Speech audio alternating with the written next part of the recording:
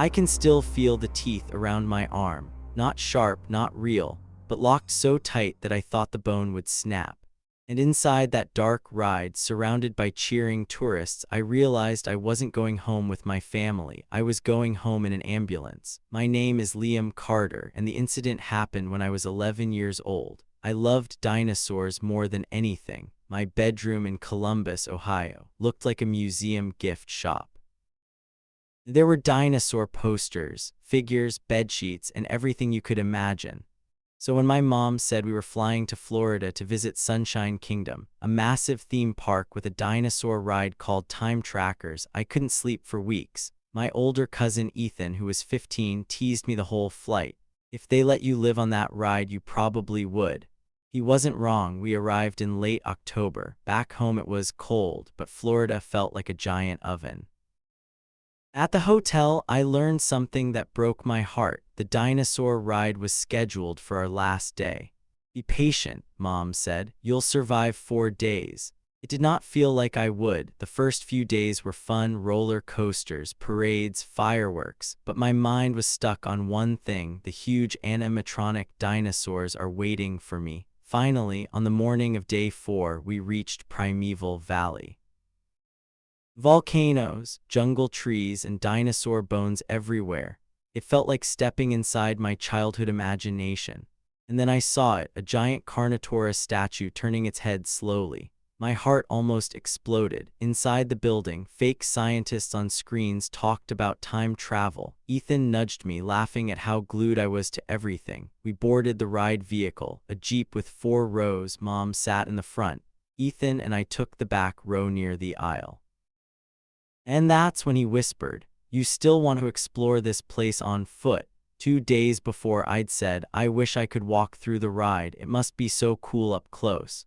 Back then it was just a joke, but now standing there, excitement buzzing in my veins, the idea felt dangerous, stupid, and perfect. The ride began. Darkness, meteor screens, jungle sounds, dinosaurs turned their heads as we passed. It was incredible, but everything felt too fast. Every creature I wanted to study slipped into darkness before I could see it properly. The big finale came. Red lights, sirens, meteors crashing down. A massive Carnotaurus roared and lunged at us. Then the Jeep slowed into the unloading area. I felt empty. "Let's ride again," I begged. "Line's too long," Mom said. "We have more to see." Ethan shot me a look, the look that meant we're doing it. As the lap bar lifted and the crowd shuffled out, Ethan grabbed my wrist. "When Mom gets ahead, we drop down and hide. Once the workers leave, we explore." I knew it was stupid, but I nodded anyway. When no one was watching, we ducked under the lap bar and stepped down onto the dark floor beside the track. We pressed against a fake rock wall until the area cleared. My heart pounded so loud I could hear it echoing in my ears. "Dude, we actually did it," Ethan whispered. We walked back along the track. Dim red emergency lights glowed from the floor. Dinosaurs that looked friendly in the Jeep looked huge and lifeless up close. Eyes dull without the show lights. I touched a small triceratops. Its skin felt rough and cold. "This is insane," Ethan whispered. He took out his phone. "Stand next to it. Let me get a picture." We kept moving until we reached the big Carnotaurus. Without the dramatic lighting, it looked even bigger, a giant monster frozen in the dark. "Go on," Ethan said. "You always said you wanted to see them up close." I swallowed, stepped forward, and placed my hand on its snout. Then I made the mistake. I wanted to know what was behind the teeth. How deep was the mouth went? I was curious about how the animatronic operated, so I slid my hand between the teeth. I did this purely for observation. I paused for a brief moment. The metal within felt icy cold. I felt cables, gears, and something sharp. It freaked me out, but it also fascinated me. "Look at me," Ethan said. "Make it look like it's eating you." I pulled a humorous face for the photo. Then I tried to pull my arm out, and it didn't move.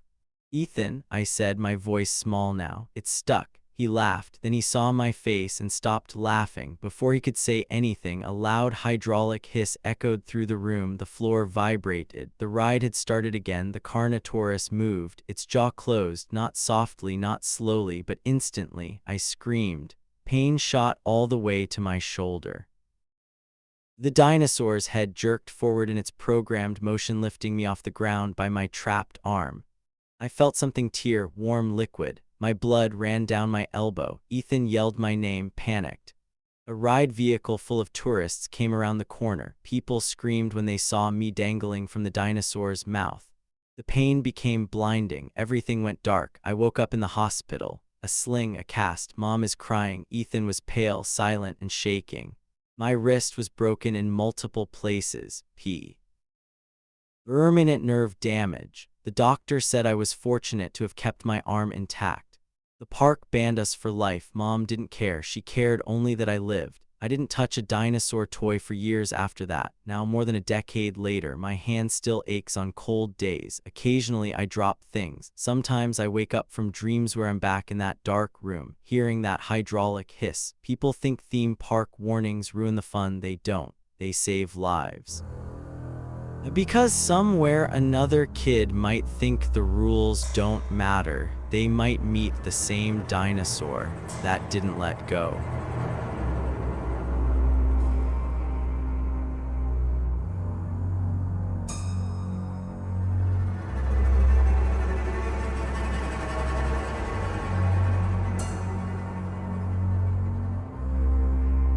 I still remember the moment that little girl looked straight at me, eyes red, cheeks wet, voice shaking, and whispered, "He's not my dad." That single sentence changed everything, because 30 seconds later, the happiest place on earth turned into one of the scariest scenes I've ever witnessed. My name is Noah Turner, and this happened when I was 10.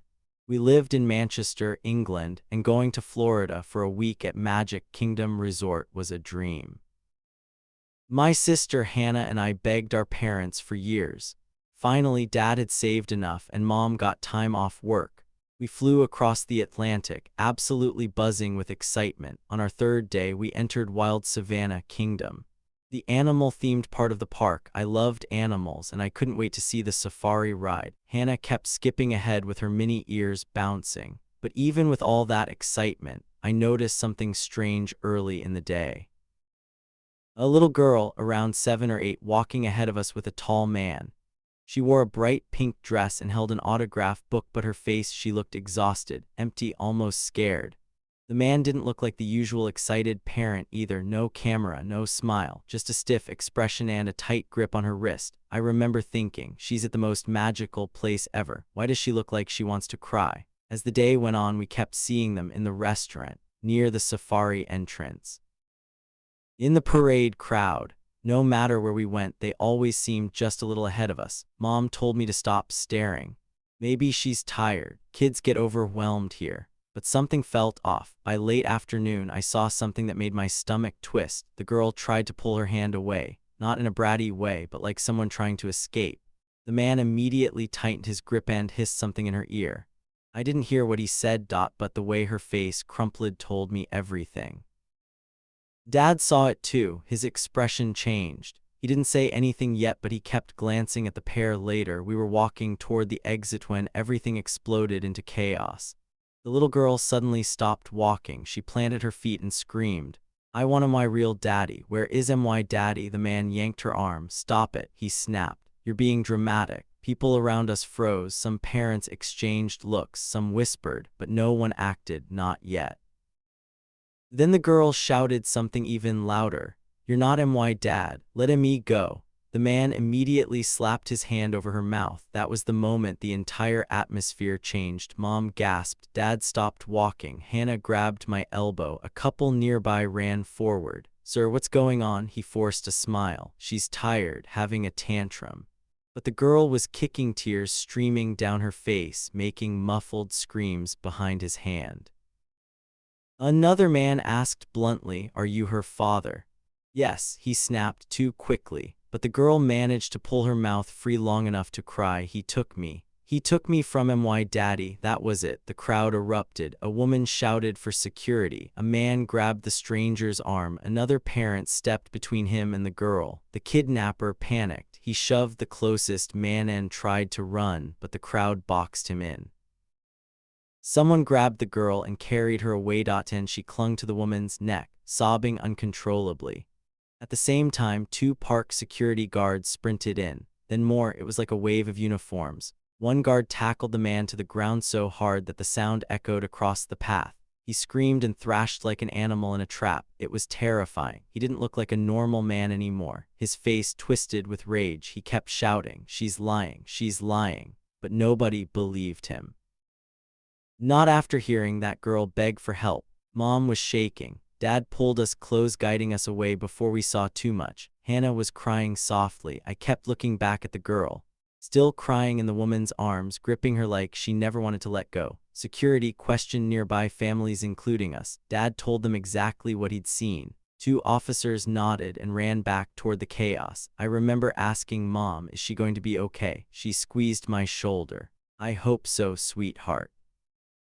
But her voice wasn't confident. We didn't talk much for the rest of the day. Even the fireworks that night felt wrong somehow, too bright, too happy for what we'd just seen. It wasn't until 5 years later, when I was 15, that Dad finally told me the whole truth. The man wasn't the girl's father. He wasn't related to her at all. He had taken her from her real dad near another park entrance earlier that morning. He kept her quiet by promising her that if she behaved, he'd take her to the fun place. Dad's voice got tight as he explained the part he hadn't told me back then. If that girl hadn't screamed when she did, she might have disappeared forever. Magic Kingdom covered it up. News barely reported it. They didn't want to scare tourists. But Dad said the police caught the man before he could escape into the parking lots. The girl was returned to her real father later that night. I remember sitting there shivering at the thought that a child could be surrounded by thousands of people and still be in danger.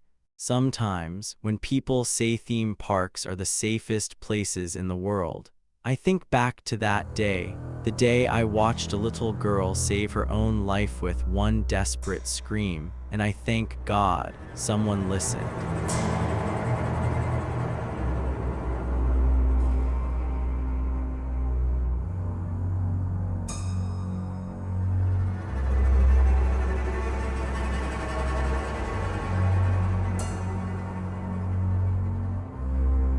I still don't know why I woke up.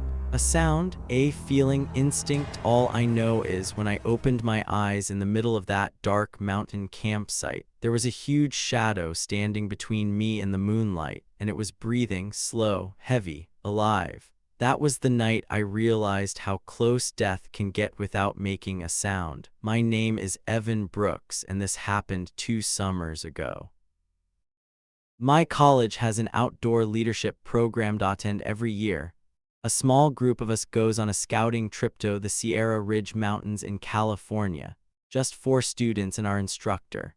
I had been excited about the trip for weeks. The hike up to the campsite was beautiful: tall pines, cold streams, and clean air that made your lungs feel brand new. We reached the clearing just before sunset. It was quiet, peaceful, almost too perfect. We set up camp near an old fire pit.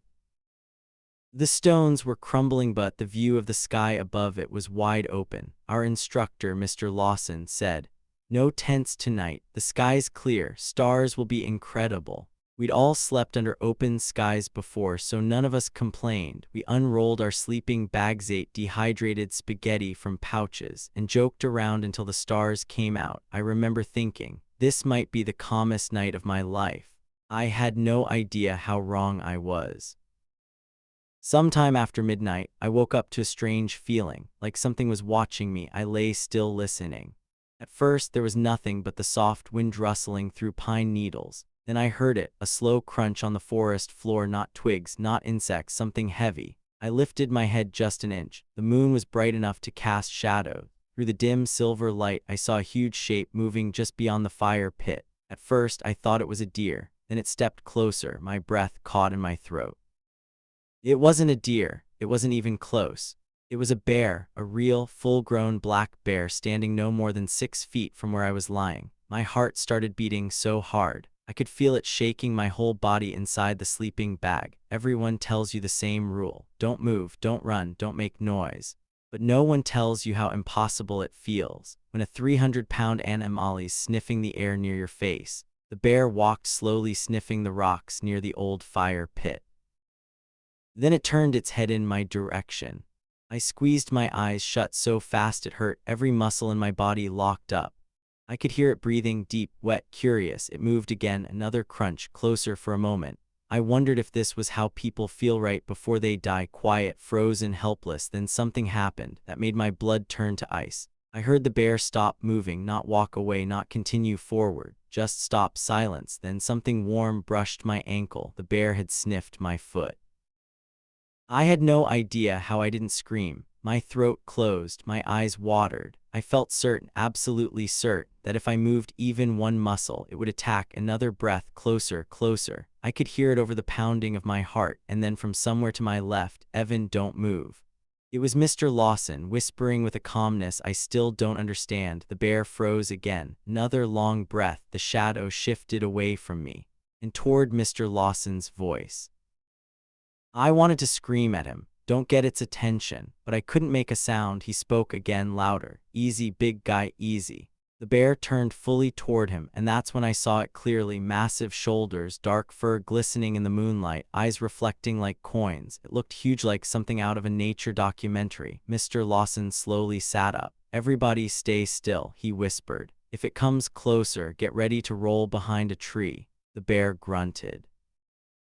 A low, deep sound that didn't feel like a threat, but didn't feel friendly either. For a second, I thought it was going to charge, but instead it stepped away from us, walked back toward the bushes, and disappeared into the trees. No roar, no running, just gone, like it had never been there at all. The silence afterward felt unreal. Even the wind had stopped moving. None of us talked for several minutes until Mr. Lawson finally exhaled and said, "Okay, everyone up, quietly." When we checked the old fire pit in the morning, we understood why the bear had come. There were food wrappers buried under the stones, maybe from campers years ago. The smell must have been strong enough to draw it in.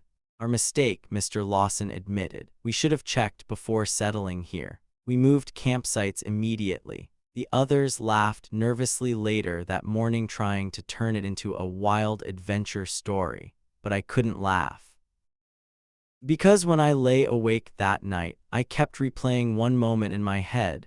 The second I felt that warm breath against my skin. If that bear had been hungry or startled or angry, I wouldn't be here writing this. People think camping is peaceful, that nature is calm and gentle. Sometimes it is. But sometimes nature reminds you that you're the visitor and it doesn't owe you anything. I still go camping. I still love the mountains, but I always check the fire pit now, always pack food away, always stay alert. And sometimes, when the wind is quiet and the forest gets too still, I swear I can feel that same warm breath brush against my ankle. A reminder of the night death walked within 6 feet of me and chose to keep walking.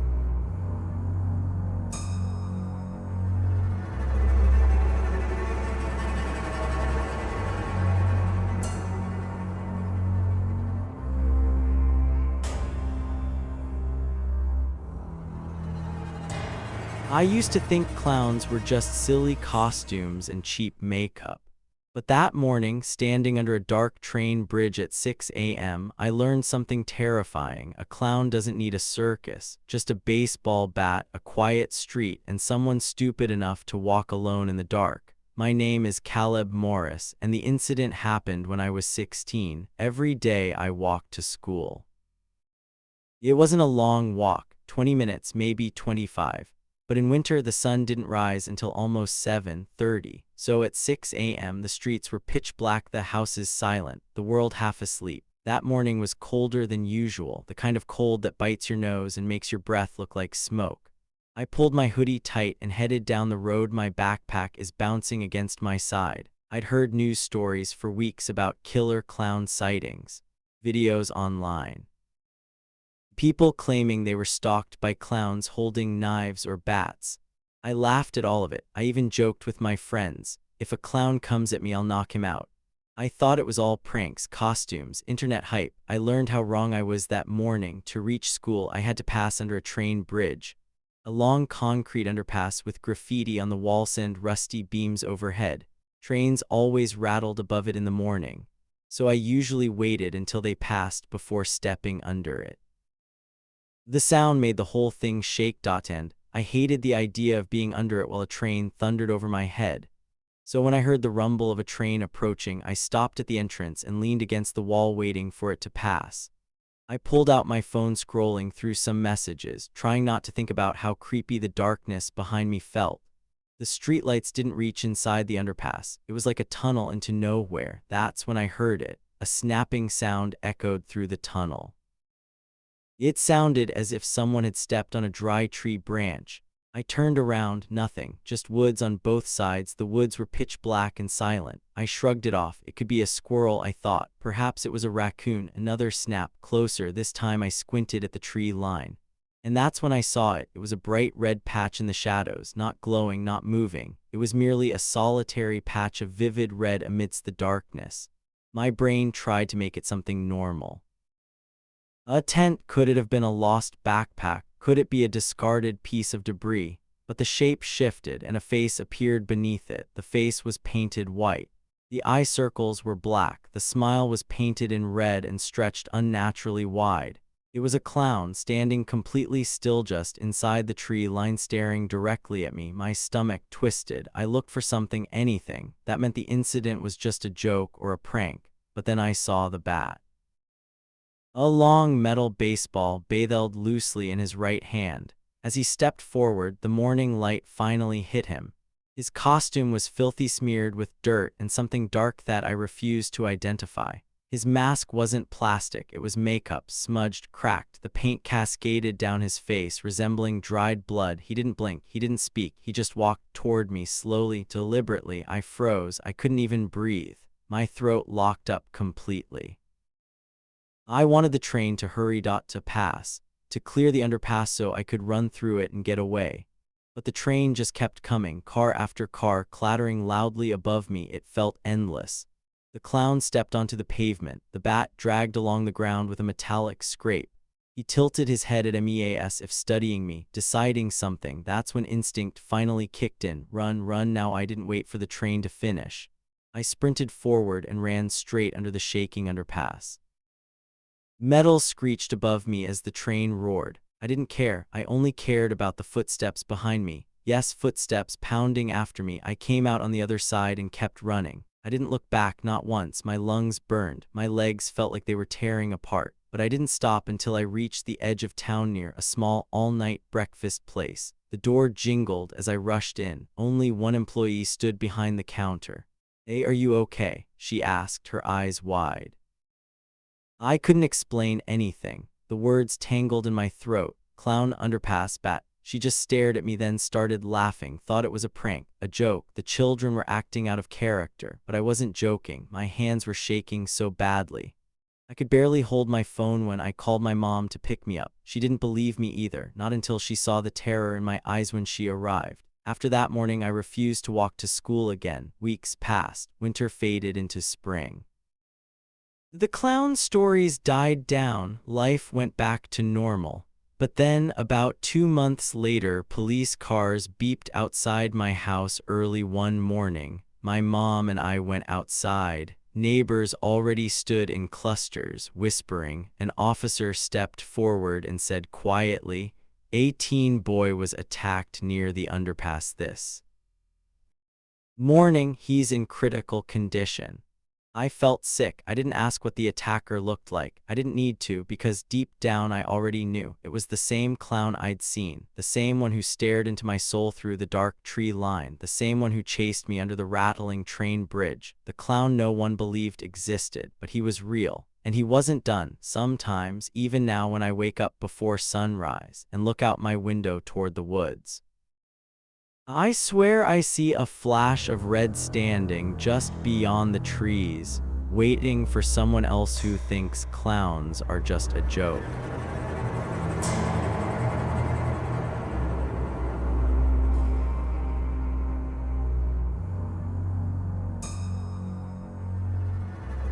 The creepiest thing isn't a dark hallway, or an abandoned building, or even a stranger's voice on the phone. The creepiest thing when something feels 100% normal right up until the moment you realize you've stepped into a trap, and there's no one around to save you. My name is Liam Porter, and this happened 8 months ago. I still can't explain it. I had just been fired from my job, no warning, no explanation, just a short meeting, and they said, "We're making changes. Clean your desk." The walk home felt twice as long as usual. I remember the shame, the panic, the feeling of being useless. For a week straight, I barely left my apartment. My best friend Eliza kept checking up on me, tell me not to lose hope. So when she texted, "Hey, my friend's company is hiring. They need someone like you. I'll send the number." I felt something I hadn't felt in days, relief. I called the number early the next morning. Hands are shaking from nerves. A cheerful woman answered. Her voice was warm, friendly, and professional. This is exactly how a company secretary should sound. "Thank you for calling Horizon Data Services. How can I help you?" I told her my name, my background, everything. She asked detailed questions, the kind real companies ask. I could work for hours, past experience. I was well versed in the software, salary expectations. Nothing about the call felt strange, nothing. At the end, she said, "We're impressed. Come in for an interview in 2 days. Here's the address."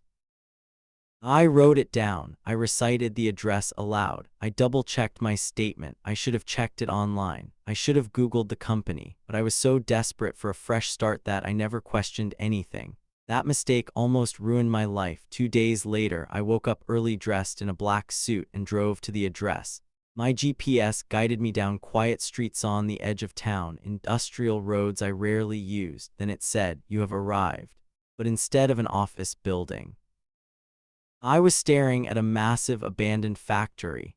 Broken windows, graffiti, rust everywhere, entire sections collapsing in on themselves. The place looked dead, completely dead. For a minute, I assumed I typed the address wrong. I checked the message again, no mistake. Before I could process what was happening, a man in a bright construction jacket stepped out of the side of the building. "What are you doing here?" he shouted. I'm here for an interview," I said nervously. "Horizon Data Services." He stared at me like I was insane. "Kid, this place hasn't had a company in it since the 90s. This building is condemned. We're knocking it down today." My heart dropped, cold washed over me. "But I called, someone answered. She gave me this address." He frowned. "Well, someone gave you a fake number. Now get going. We need to finish demolition." I left immediately, but nothing felt right. Why would someone pretend to be a company? What would be the purpose of conducting a complete phone interview under false pretenses? Why send me to a real location? None of it made sense. I drove home in silence. That night I told Eliza everything. She apologized nonstop. She said she must have given me the wrong number. She gave me the correct number afterward. And that's how I eventually found my real job. But something stayed in my mind like a splinter. How did the fake number? Answer professionally. Use real company details. Schedule an interview at a real location. Why pick a building that still existed, but had been abandoned for decades? For months, I convinced myself it was just a prank. It seemed like a sick joke perpetrated by a bored stranger until last week. I was cleaning my old notebooks and found the papers where I'd written that fake interview number. On impulse, I dialed it. It rang once, twice, 3 times. Then a voice answered. The answer came from the same voice, bright, cheerful, professional. "Thank you for calling Horizon Data Services. How may I assist you?" My blood ran cold. I hung up immediately. My heart hammered in my chest as if it were trying to break out. My hands shook so hard I dropped the phone. That company doesn't exist anymore. It went out of business more than 20 years ago. The building is gone now, demolished a week after I showed up. So who answered the phone? Who collected my full name, my address, my work history, and why did they want me alone in an abandoned building in a day no one else was supposed to be there? There's one more thing, the part I've never told anyone. That morning, when the factory worker yelled at me to leave, I walked back toward my car and saw a figure standing inside the building's darkest doorway, tall, perfectly still, watching me. The moment I blinked, they were gone. I wish that was the end. But 3 nights ago, I got an email at 3:12 a.m. from an address with no name, no subject, just one line: "We're still interested in your application, Liam." I deleted it, blocked it, shut off my phone. But sometimes late at night, when everything is silent and I'm lying in bed, I swear I hear a phone ringing from somewhere inside my apartment. And I'm terrified that if I answer, Alright, I'll hear that same cheerful voice saying, "Your interview is ready, please come alone."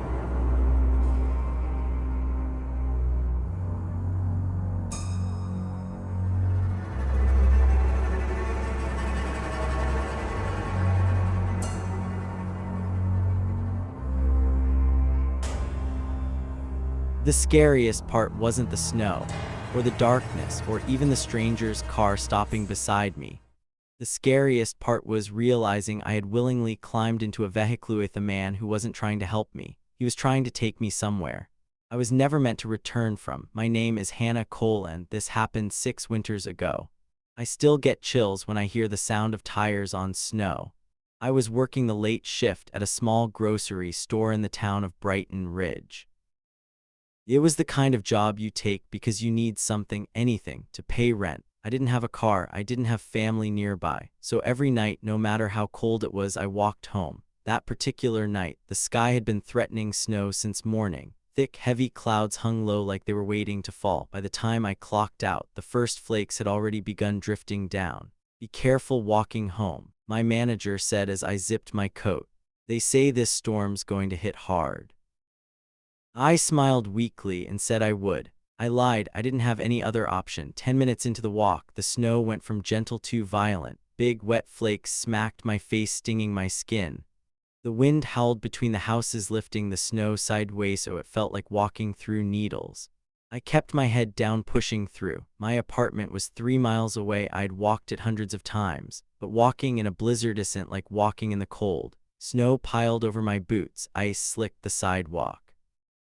The streetlights were blurry halos in a white wall. It felt like the world had disappeared. That's when I heard it, a slow engine rolling behind me, a car. I didn't turn around. I didn't want to look desperate or scared, but the car slowed, crawled forward, matched my pace. Finally, the window rolled down. "You headed somewhere?" a man's voice called out. "Hop in, you'll freeze out here." He sounded friendly enough, calm, older. I should have said no. I should have kept walking, but the snow was getting worse. My fingers were numb despite my gloves. My eyelashes were freezing together, so I got in, and that's when everything went wrong. The warmth of the car hit me first, like stepping into a sauna. My face tingled as the heat thawed it painfully. The man looked to be around 50, beard, dark jacket, gloves still on. He smiled politely. "Rough night for a walk," he said. "Where are you headed?" "Maplewood Apartments," I said quietly. "Just a few minutes down the road." His smile twitched, barely noticeable, but I saw it. "That's pretty far from here," he said. "Are you sure you don't want to come to my place instead? I've got food, a warm bed, liquor if you want it." My stomach nodded. I sat straighter. "No, thank you, just take me home, please." He drummed his fingers on the wheel, a strange, irritated rhythm. "You don't trust me?" he asked softly. "Am I giving you a bad vibe?" His tone wasn't wounded, it was accusing. I swallowed hard. "I just want to go home." His smile disappeared completely. "Well," he said, voice dropping low, "maybe I don't feel like driving all that way." My blood ran cold. He didn't turn toward my apartment. He turned away from town, toward the woods, toward the long, empty highway covered in drifting white snow. "Stop the car," I said, my voice cracked. "Please stop." He didn't. Instead, he glanced at me with a kind of twisted calm. "You know," he said, "people go missing in storms like this. Search teams don't even bother until morning." My heart hammered against my ribs. I grabbed the door handle, but the lock clicked. He had locked the car. My pulse spiked. I looked for anything, a weapon, a distraction, something to give me a chance. My mittened hands brushed against the floor and felt something metal, an ice scraper, not much, but better than nothing. I wrapped my fingers around it slowly. "If you don't stop this car," I whispered, "someone will see us." He laughed, actually laughed. "In this storm," he gestured toward the white blur outside, "no one can see a damn thing." Then he made a sharp turn into the empty parking lot of a closed hardware store. The car slowed. This was my only chance. Just as he came to a stop, I unlocked the door manually and threw my shoulder into it with all my strength. The door swung open and I tumbled out into a pile of snow. The man shouted. I didn't look back. I ran, I slipped, I fell, got up again. I sprinted toward the store's double doors. They were closed, but lights were still on inside. Janitor shift. I slammed my hands against the glass, screaming, "Let me in, please let me in." A worker inside turned, shocked, and rushed to open the door. Behind me, I heard the man's engine rev, his tires skidded. But the snow slowed him enough that I made it inside before he reached the entrance. The worker locked the doors immediately. We watched through the glass as the man's car circled onset, then sped off into the storm, just the red taillights disappearing into a white blur. I told the worker everything. They called the police. I gave my statement. They never found him, not his car, not his name, nothing. Days later, when the storm finally cleared, I went to pick up my bike from work. The snow had melted a little and revealed ground beneath it. Right where I had been walking that night beside the underpass of Elm Street, I found footprints, not mine. He had gotten out of the car at some point, walked behind me, close enough to touch me before I even noticed. That's when I knew he didn't offer me a ride because of the storm. He offered me a ride because he'd already chosen me. I haven't hitchhiked since. I don't trust cars that slow down near me. And every winter when the first snow starts to fall, I remember his voice saying, "No one can see a damn thing in a storm." He was right, but he also underestimated something. The storm may have hidden him, but it also saved me. Because if his tires hadn't slipped when he turned into that parking lot, I wouldn't be here telling this story.